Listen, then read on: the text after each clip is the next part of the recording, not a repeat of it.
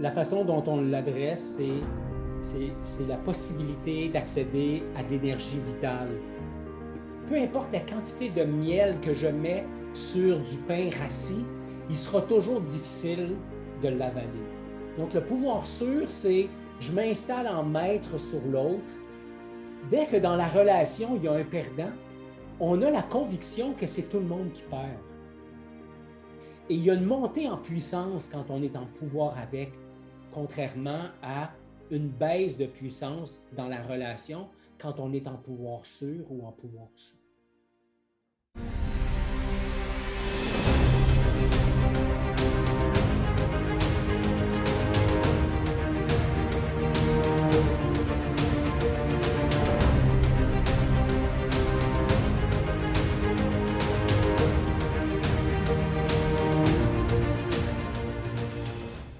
Bonjour et bienvenue au podcast Courageusement humain. Aujourd'hui, épisode 94, intitulé « Oser exercer mon pouvoir avec bienveillance ». Je prends le temps de le dire lentement parce que exercer mon pouvoir avec bienveillance, on dirait que c'est des mots qui ne vont pas super bien ensemble. Donc aujourd'hui, on va faire en sorte que ces mots-là aillent bien ensemble.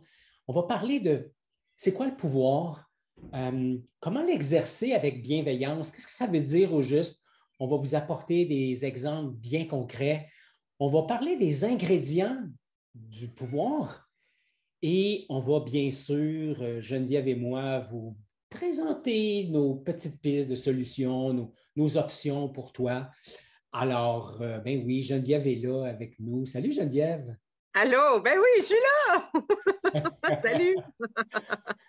Comment ça Génial. va? Hey, épisode 94 du podcast Courageusement humain. Si tu ne me connais pas, Ghislain Lévesque, je suis l'initiateur du mouvement.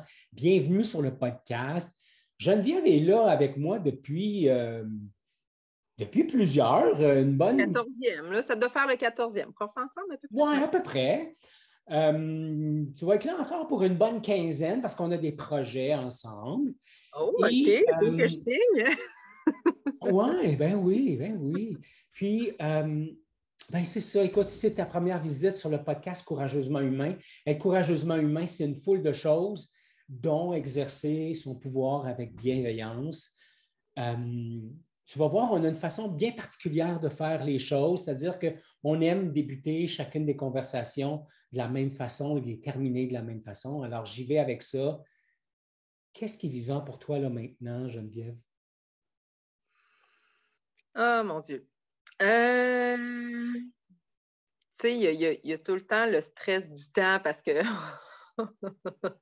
on se dit qu'on veut faire 20 minutes, une demi-heure, puis on dépasse.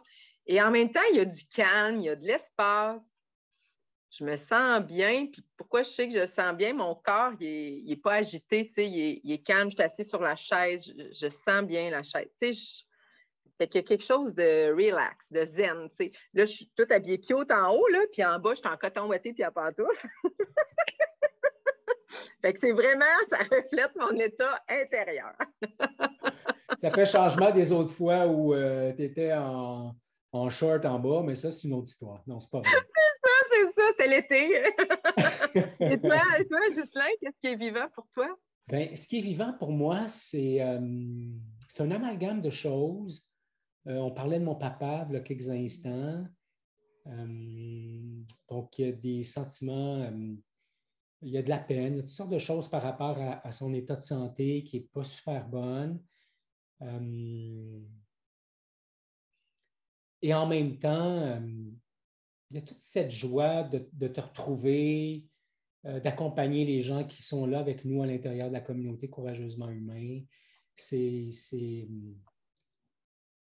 un cocktail de sensations puis d'émotions qui sont là pour moi. Puis le thème d'aujourd'hui est tellement, tellement, tellement, tellement nourrissant, tellement important pour nous deux. Donc, exercer son pouvoir avec bienveillance. De quelle façon, toi, tu en as entendu parler du pouvoir dans ta vie jusqu'à présent? Ben moi, pour moi, tu dis ce mot-là, puis tu sais, ça sonne négatif. Spontanément, c'est comme plus associé. Moi, j'ai été en prévention de la violence faite aux enfants pendant plusieurs années, fait que ça sonne abus de pouvoir.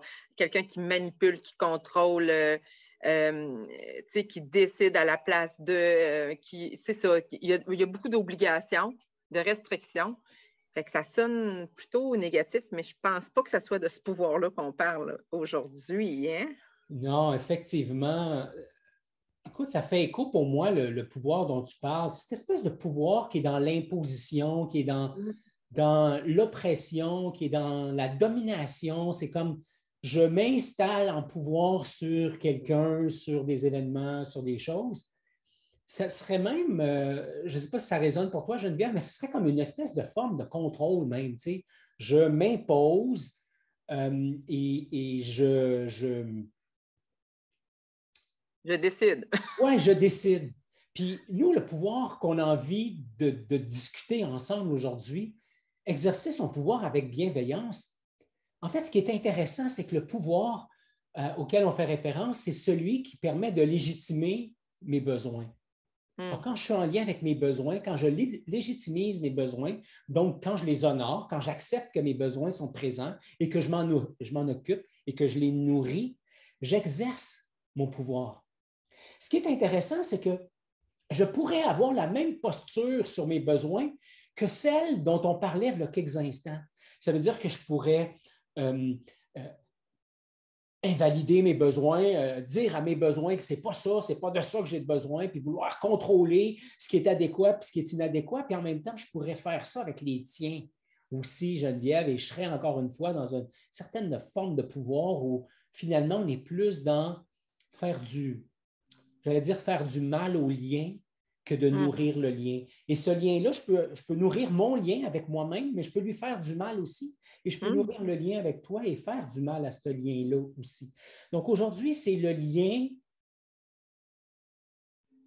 qui me permet, en fait, c'est le lien à mes besoins qui me permet de retrouver mon pouvoir et d'exercer mon pouvoir. Oui, puis moi là-dedans. Oui, j'entends aussi toute cette capacité-là. On en avait parlé à l'épisode 92, d'être le gardien de ses frontières, d'être capable de dire non, puis dire non à l'autre, c'est dire oui à soi. Fait que c'est ça aussi, j'entends dans ce pouvoir-là. Puis un mot pour moi qui est super important, je me rends compte dans plusieurs sphères de ma vie, là, vraiment, à plusieurs niveaux, autant à travail, amical qu'amoureux, c'est la sphère de la responsabilisation. Fait que pour moi, quand je parle d'être dans mon pouvoir, c'est d'être dans ma maison, d'être chez moi. En tout cas, c'est de ne pas tomber dans de la victimite parce que c'est encouragé même dans la société. Ah, pauvre toi, tu sais. Puis moi, longtemps dans ma vie, puis encore aujourd'hui, c'est comme quelque chose que je cherche à éviter, fait d'être de plus en plus responsable. Fait que pour moi, le mot pouvoir, de la façon qu'on va en parler ensemble aujourd'hui, c'est vraiment à ce niveau-là. Oui, le pouvoir, la façon dont on l'adresse, c'est la possibilité d'accéder à de l'énergie vitale. Puis l'énergie vitale, ce sont justement ces besoins qui sont là en nous, comme on aime dire dans notre jargon à nous, qui sont là dans notre bédaine et qui demandent uniquement à être entendus, à être écoutés et par la suite à être nourris.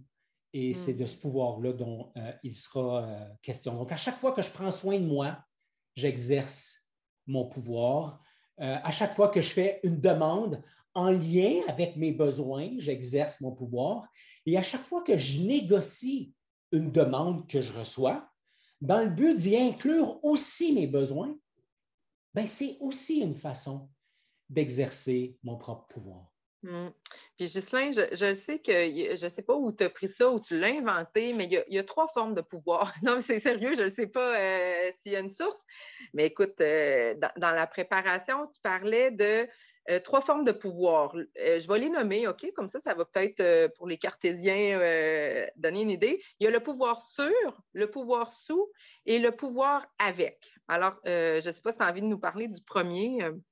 Alors, commençons avec le pouvoir sous. La petite blague!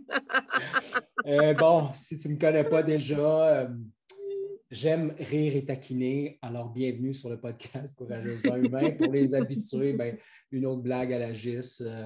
Lynn me dirait peut-être qu'elle n'est pas super bonne, mais j'accepte ton feedback, Lynn, avec beaucoup d'amour. Alors, mais on va commencer avec le sur. Oui, on va parler avec le sur.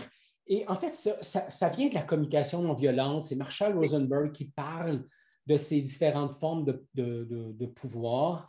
Et le pouvoir sûr, c'est un peu le pouvoir auquel on faisait référence plus tôt. C'est le pouvoir, Geneviève, qui m'amène à m'installer sur la situation, sur l'autre.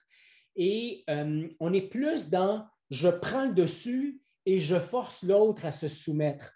Et une des choses qu'on dit en communication non violente, c'est que peu importe la quantité de miel que je mets sur du pain rassis, il sera toujours difficile de l'avaler.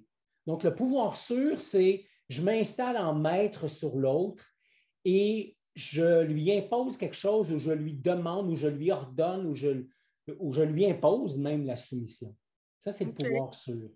Fait que c'est assez directif puis autoritaire. Puis, tu sais, on dirait qu'il me viendrait des exemples au milieu, dans le milieu du travail où, bon, il y a des supérieurs, des employés puis tout ça, mais je pense que je ne me trompe pas trop en disant que ça peut aussi être dans nos relations plus personnelles. Hein? Absolument. Puis, c'est une forme de pouvoir. En fait, quand j'exerce un pouvoir sûr, je l'exerce dans un contexte de gagnant-perdant. Oui. Puis pour nous, chez Courageusement Humain, dès que dans la relation, il y a un perdant, on a la conviction que c'est tout le monde qui perd. Donc, j'ai cette illusion au départ qu'en imposant quelque chose à l'autre, je suis gagnant. Mais en réalité, ce n'est pas ça. Alors, un exemple du domaine du travail, c'est que je suis le patron et je te demande de travailler, d'entrer à telle heure, de partir à telle heure. Bien sûr, il y a le cadre normal de travail, mais là, j'ai besoin de toi au lieu de 9 heures, j'ai besoin de toi à 8 heures. Puis, ce n'est pas une demande que je te fais, je te l'impose, puis tu es comme un peu coincé avec ma décision. Ça pourrait être, je suis le patron, je t'impose la façon de faire les choses. Donc, encore une fois, c'est un pouvoir sûr. Et bien sûr, comme parent, il y a plein de moments où on utilise le pouvoir sûr parce qu'on veut imposer. On pense que c'est ça l'éducation des enfants. Puis je ne veux pas entrer dans le débat de c'est ça ou c'est pas ça, mais il y a plein de moments où j'ai éduqué mon fils en pouvoir sûr au lieu d'être dans un pouvoir avec, puis on pourra en parler tantôt de ce que c'est. Mais merci pour l'exemple. Pouvoir sous.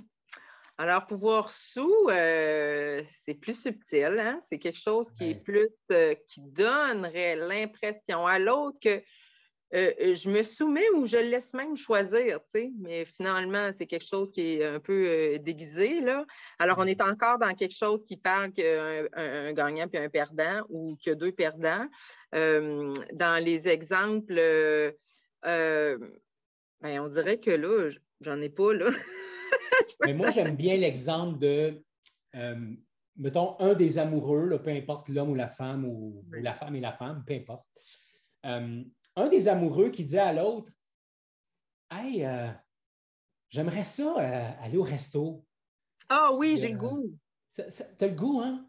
Oui, Écoute, oui. Ben, je te laisserai choisir le resto. Souvent, c'est moi qui le fais, puis j'aurais comme l'élan de te laisser choisir. Hey, mais ça me juste là, soir, moi, j'aimerais ça manger là, une bonne pizza. Là, la petite pizzeria que tu près d'ici. Me semble, ça serait bon. Ça serait bon. Là, me semble, je salive déjà à y penser. Là. Ben, sais-tu quoi? À chaque fois que je te propose d'aller manger quelque part, c'est la pizza que tu choisis. Puis je t'avoue que moi, je suis un petit peu écœuré d'aller manger la pizza. Fait que j'aimerais mieux que ça soit d'autres choses. Tu vois, dans l'exemple, Geneviève, c'est que en pouvoir sous, c'est je donne l'impression à l'autre que je lui donne du pouvoir.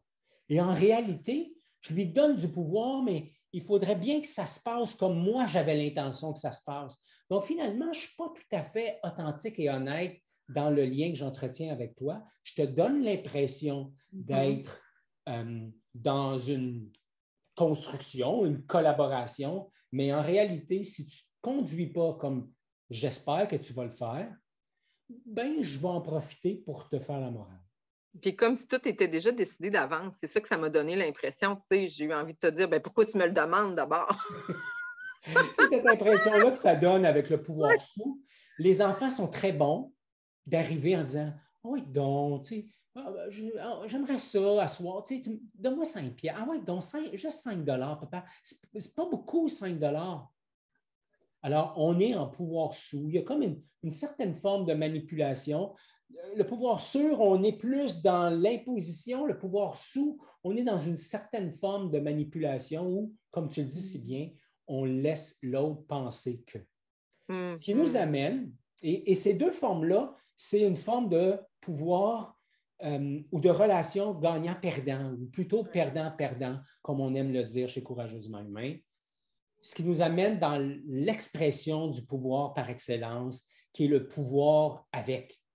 Bien sûr, dans notre façon de concevoir le pouvoir, où il y a comme une certaine forme de domination, c'est un petit peu difficile de comprendre qu'il pourrait y avoir un pouvoir avec. As-tu une idée de ce que c'est? En fait, pas une idée de ce que c'est, mais as-tu un exemple que tu pourrais partager avec nous, Geneviève, qui nous aiderait à mieux comprendre?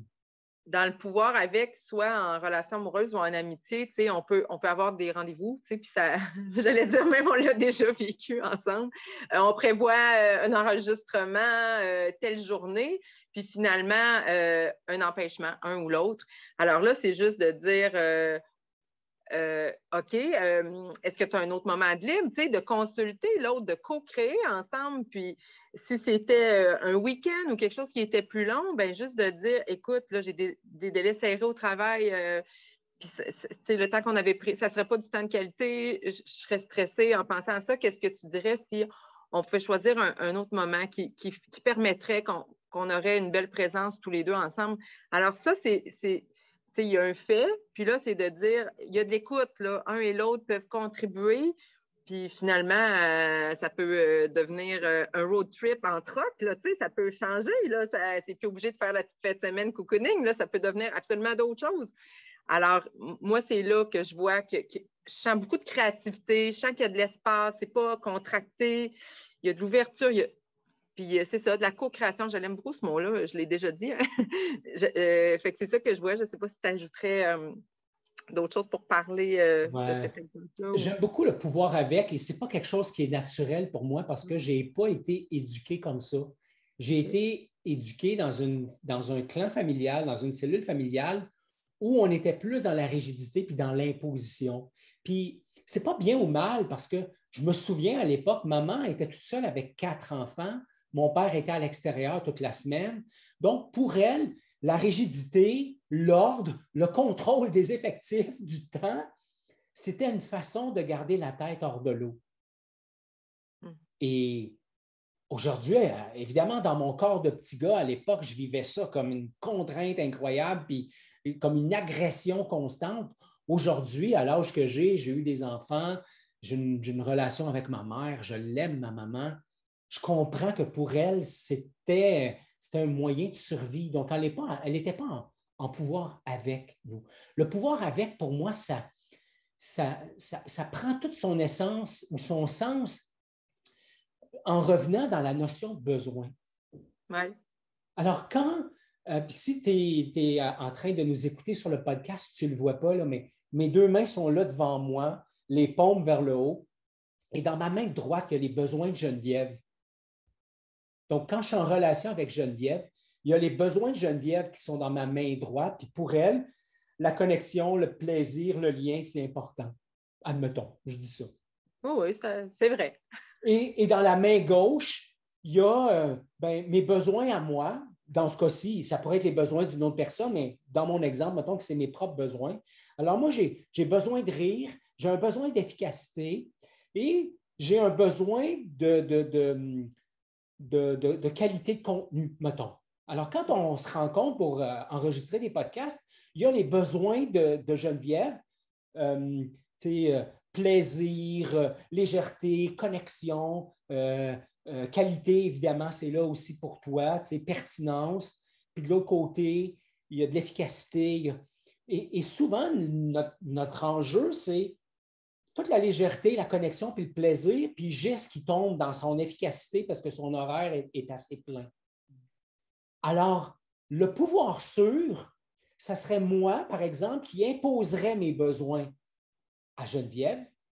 Le pouvoir sous, ça serait moi qui prioriserais les besoins de Geneviève au détriment des miens, tandis que le pouvoir avec, et là, si tu es en audio uniquement, mes deux mains se rapprochent, c'est qu'on met en commun les besoins et de Geneviève et de Ghislain.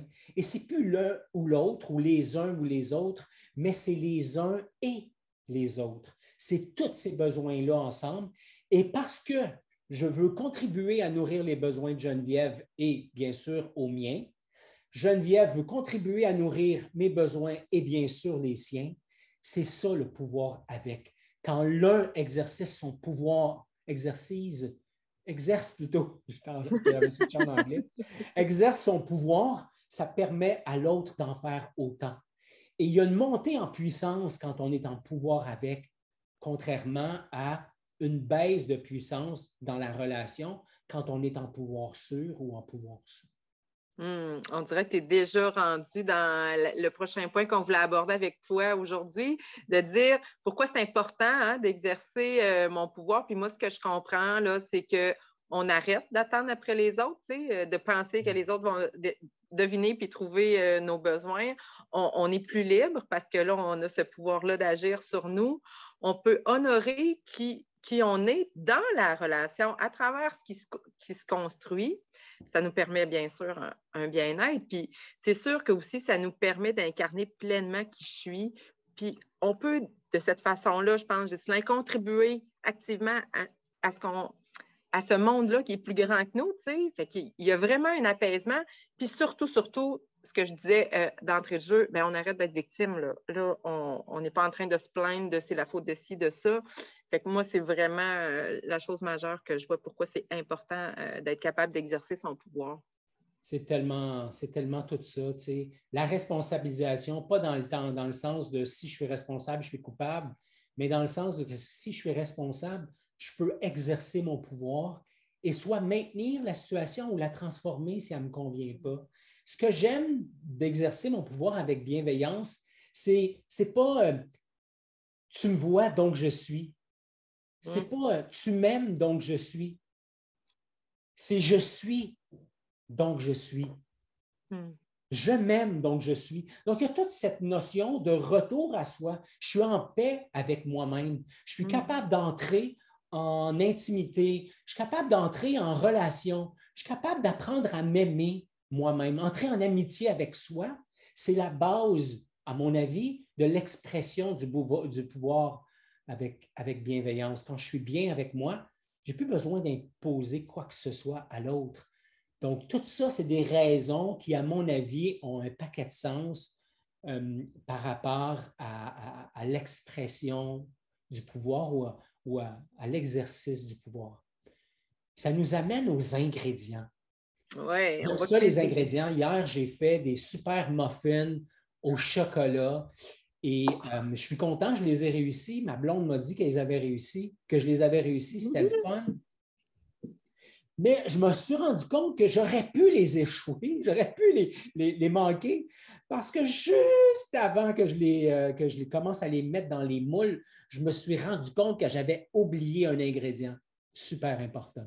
Mais dans l'exercice du pouvoir, c'est la même chose. Donc, quel est le premier ingrédient du pouvoir exercé avec bienveillance? Est-ce que c'est l'amour? Juste avant l'amour, je pense que c'est le pouvoir lui-même. Ah, ben oui, OK, oui. Fait que j'ai dit le deuxième. Alors, le pouvoir lui-même. Coupé au montage. Non, on va le garder parce que dans le fond, il n'y a pas juste moi qui fais des conneries, il y a toi aussi. Merci. Merci Donc, de pour me exercer le pouvoir avec bienveillance, ben, c'est normal d'avoir du pouvoir. Hein? Pour faire des patates au four, c'est normal que l'ingrédient de base, ce soit la patate. Ben, effectivement, c'est la même chose au niveau du pouvoir. C'est important de reconnaître que le pouvoir existe. C'est important de reconnaître que le pouvoir, ce n'est pas bien ou mal. Ce n'est pas le pouvoir qui est dangereux. C'est la personne qui exerce le pouvoir qui choisit un style d'expression qui ne nourrit pas les besoins de tout le monde. Oui. Donc, le pouvoir, c'est le premier ingrédient.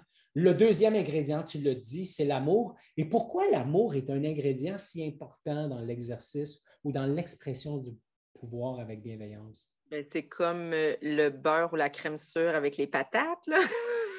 Je te suis, hein? Cours de cuisine 101 avec Geneviève et Ghislain. On va s'en tenir à rester dans du développement personnel. L'amour. Ça donne, Ghislain, je reviens. Une dimension, justement, ça l'apporte, la bienveillance. Ça l'apporte toute cette, j'allais dire la compassion au pouvoir. Ça assure aussi, je pense, la réciprocité dans la relation. Puis, c'est toute la dimension du juste et de l'équitable. Puis, je pense que tu vas vouloir que je lise un petit extrait d'un livre que tu as lu. Tu l'as-tu lu au complet? Tu es du genre à tout lire. Ouais, je n'ai pas terminé encore. Le livre s'intitule Power and Love. Et dans le fond, c'est une espèce c'est comme si le pouvoir et l'amour ne pouvaient pas coexister. On est souvent dans notre société, dans un espace où on doit choisir le pouvoir ou l'amour. L'amour étant pas forcément l'amour l'amour de mon amoureux, de mon amoureuse, mais juste une forme d'amour encore plus grande que celle-là, c'est-à-dire celle qui me permet d'aimer un autre humain, d'aimer un animal. Donc, l'amour au sens très, très large. C'est comme si on avait à choisir entre l'un et l'autre. Et encore une fois, on va mettre du et là-dedans. Donc, Power and Love, c'est un bout de texte qui a été écrit par Martin Luther King Jr. Je te laisse le lire, Geneviève. Alors, j'y vais. Le pouvoir, bien compris, n'est autre que la capacité de réaliser des buts, d'actualiser sa raison d'être. C'est la force nécessaire pour activer le changement social, le changement économique. Et un des grands problèmes de l'histoire est que les concepts d'amour et de pouvoir sont habituellement contrastés, comme des opposés en polarité. Et donc, l'amour est perçu comme la résignation du pouvoir et le pouvoir est vu comme un déni de l'amour. Nous devons redresser cette façon de voir. Nous devons réaliser que le pouvoir sans amour est imprudent et abusif, alors que l'amour sans pouvoir est sentimental et anémique. C'est précisément cette collision de pouvoir immoral et de moralité impuissante qui constitue la crise majeure de notre époque. Qu'est-ce qui est vivant pour toi, Ghislain, à la lecture de ce texte-là? Parce que là, je vois ta face, mais ce n'est pas tout le monde qui la voit, là. En fait, ça me connecte à toutes ces fois où j'ai fait usage de pouvoir d'une façon qui n'était pas connectée avec l'amour. Autant comme patron que comme amoureux, que comme parent, comme ami, comme voisin, comme humain, parfois envers l'autre, parfois envers moi-même. J'aime beaucoup le lien que Martin Luther King fait en disant juste un sans l'autre, c'est comme il manque quelque chose. Le pouvoir uniquement, ça peut amener des choses qui vont nous amener à dégénérer, mais l'amour toute seule, ça peut nous amener aussi dans un espace où ça va dégénérer. Si par exemple, je suis un patron et que j'utilise uniquement le pouvoir sans amour, je pourrais imposer, je pourrais dicter, être vraiment dans un style de gestion qui est très dictatorial, mais je peux aussi être un parent qui a exactement ces mêmes traits de caractère-là. Et si je suis uniquement dans l'amour, je pourrais être ce genre de patron qui souhaitera que toute sa gang soit bien, puis que tout le monde soit heureux, puis tout le monde est gentil, puis tout le monde est bien, mais que finalement, on ne sert pas les intérêts de quelque chose de plus grand et on n'est surtout pas rentable. Et finalement, en bout de ligne, on est dans un espace d'amour, entre guillemets, mais on n'est pas en train de se réaliser. Je peux faire ça aussi dans l'éducation, permettre à mes enfants, à mon amoureux, mon amoureuse, ma famille, finalement, de se servir de moi comme si j'étais un tapis sur lequel ils peuvent s'essuyer les pieds, théoriquement parce que je les aime et je veux qu'ils m'aiment. Mais je ne suis pas en train d'exercer mon pouvoir, c'est-à-dire que je suis déconnecté de mes besoins et je ne les légitimise pas. Donc, il y a quelque chose de vraiment très sage dans ce texte-là qui m'interpelle beaucoup. Oui, moi, rapidement, je dirais que on en a déjà parlé aussi dans un épisode précédent, tout ce qui concerne la dualité. Hein, on disait enlever les mais et plutôt le remplacer par et. Alors, c'est ça, moi, qui ressort, que ça peut être bien, même c'est bien, c'est ça, que les deux soient ensemble, ce qui peut avoir l'air tout à fait opposé. Ghislain, avant de terminer, on avait envie de parler peut-être de petites options hein, pour toi qui écoute ou qui voit la vidéo, de comment on peut exercer notre pouvoir bienveillant. Alors, la première chose que tu suggères, je la trouve le fun, c'est d'abord d'être en paix avec soi-même. Hein? Mm-hmm. Alors, à partir du moment où je peux être en lien positif, comme être ma meilleure amie, bien là, ça me permet d'être plus libre, ça me permet de toucher, moi, ma bienveillance, puis ça apporte de la légèreté dans la relation, parce que c'est sûr que quelqu'un qui est tendu, puis qui vit des frustrations, puis il se tape sa tête, ça roule moins bien. Alors, de s'aimer, ça permet effectivement d'exercer mon pouvoir naturellement, puis de façon bienveillante envers l'autre. Un autre, on dit truc, là, mais dans le fond, hein, des façons qu'on propose, parce que ce qu'on dit, t'en fais bien ce que t'en veux. Une autre façon qu'on propose, Ghislain, pour être dans ce pouvoir-là bienveillant. Oui, ben c'est toute la notion de connexion à soi. Pour être en paix avec soi-même, je pense que c'est important, un peu comme notre cursus, être en paix avec soi-même, c'est faire le tour de mes valeurs, de mes croyances, de mes peurs, etc. Il y a une chose que je conscientise de mes frontières. Je conscientise des choses et je prends conscience que ben, c'est ça que je suis. Puis je m'amène dans la vie avec ça, puis j'entre en relation avec les autres avec ça, puis j'exerce aussi mon pouvoir avec ça, puis je suis un leader aussi avec ça. Je ne peux pas être le leader que je ne suis pas, je suis le leader que je suis. Ça, c'est la première étape. La deuxième étape, pour moi, c'est aller un petit peu plus loin que ça, puis c'est de dire, OK, maintenant que je suis en paix avec ça, c'est là dans mon baluchon, ça, c'est ça dans mes croyances importantes, c'est ça, mes blessures. Donc, quand j'ai fait le tour de ça, après ça, c'est comment j'entre en relation avec mon corps, comment j'entre en relation avec mes sentiments, comment j'entre en relation avec mes besoins. Donc, il y a toute la notion qu'on aime parler régulièrement, c'est-à-dire prendre le temps de ralentir, prendre le temps de connecter à ce qui est vivant en soi, prendre le temps de mettre des mots MOTS sur des mots MAUX, dans le but justement d'identifier les sentiments, dans le but d'identifier les besoins. On a dit depuis le début de ce balado aussi que exercer son pouvoir, c'est légitimer ses besoins. Comment je fais pour légitimer mes besoins? Si je ne me connecte pas à mon corps, c'est donc une intellectualisation d'un besoin. Je pense que j'ai besoin de... Non, ce n'est pas là que ça se passe.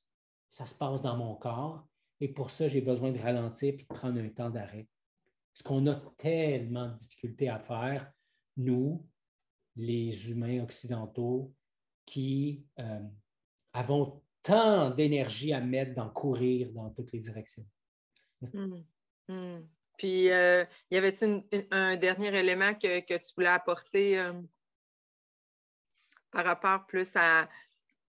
Est-ce que ça serait dans le sens de garder à l'esprit que l'autre aussi, il a ses besoins, hein, puis que lui aussi, il fait tout ce qu'il peut pour les nourrir, consciemment ou inconsciemment, tu sais, de dire on est des miroirs aussi, hein, des fois, l'un pour l'autre. Ah oui, Geneviève, merci de ramener ça à l'esprit. Honnêtement, je l'oubliais.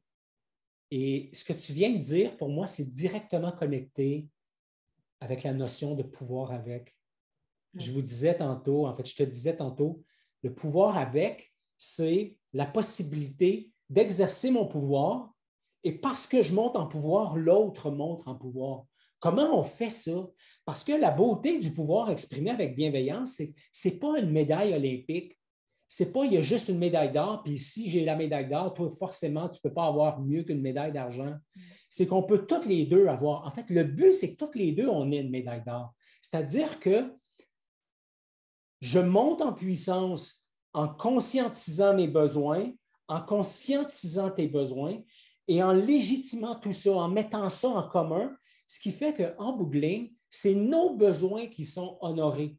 Donc, parce que j'honore nos besoins, bien forcément, ça te donne l'opportunité à toi, Geneviève, d'honorer tes besoins. Je prends conscience que j'en ai, je prends conscience que tu en as, et on met tout ça ensemble, et finalement, on exploite la notion de besoin, mais avec bienveillance. Donc, tout ça, si tu voulais peut-être relire le petit texte que Geneviève t'a lu, hein, 94e épisode, si tu vas sur le site web de Courageusement Humain, donc courageusement-humain.com/094, ou directement sur YouTube, dans les notes, tu vas retrouver cela. Ou si tu es sur une plateforme de podcast, Apple Podcast, Google Podcast, Spotify, Podchaser, Balado Québec, bref, n'importe laquelle, tu vas aussi avoir dans les notes d'épisode le texte qu'on a lu, mais si tu voulais aller directement sur le site web parce que c'était plus facile, courageusement-humain.com/094. Et on termine le dialogue toujours de la même façon. Tu repars avec quoi, Geneviève, juste avant qu'on fasse la conclusion à la Courageusement Humain? Hey, il y a une partie de moi qui est super contente d'avoir passé ce moment-là, je dis avec toi, Ghislain, puis aussi avec les gens qui nous écoutent. Et il y a une partie de moi, je réalise là, que, tu sais, on va être honnête, on le refait, cet épisode-là. Puis il y a une partie de moi qui, pas inconscient, ben, je pense que c'est inconscient, qui aurait peut-être eu envie de refaire ce qu'il y avait alors que, tu sais, fait que j'étais dans le moment présent, mais c'est comme si c'était comme quand j'étais au théâtre, là, tu sais, c'est d'être dans le moment présent, mais c'était habité, là, je le connaissais, mon texte, où il y avait quelque chose. Alors, je crois que j'ai eu cette dualité-là en moi parce que ça brasse ici à la hauteur de ma poitrine, alors que c'était pas là tantôt. Et la partie de moi, je disais oui, qui est brassée à cause de ça. Et en même temps, de relire ou revoir des choses, ça m'a permis de découvrir autre chose que je n'avais pas vu la première fois. Alors, dans le fond, j'en ressors positivement aussi. Toi, qu'est-ce qui est là pour toi, Ghislain? Ben oui, effectivement.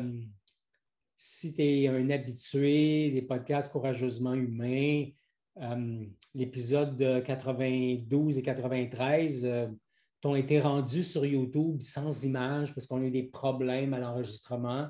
Quand on a fait l'épisode actuel, on a eu ce même problème-là. On a finalement trouvé la problématique, une évolution d'une application, une mise à jour d'une application qu'on utilisait qui fait qu'on a repris l'enregistrement. Donc, c'est le sens des propos de Geneviève. Écoute, c'est agréable que tu dises ça. J'étais un peu là-dedans avant qu'on débute, puis j'ai dû faire la paix avec cette partie de moi qui voulait retrouver l'espace qu'on avait créé la dernière fois qu'on avait enregistré, en fait, la première fois qu'on avait enregistré le podcast.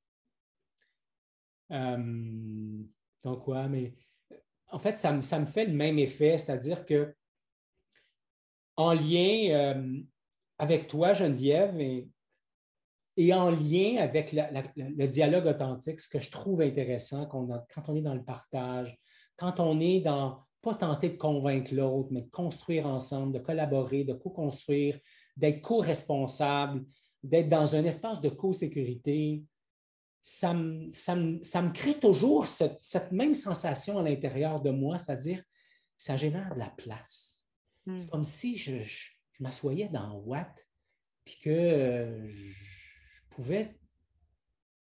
Il y a de l'apaisement. C'est comme si je pouvais laisser tomber de l'armure, tu sais, du trop, du... C'est comme si l'air entre plus aisément. Il y a plus de légèreté, d'apaisement.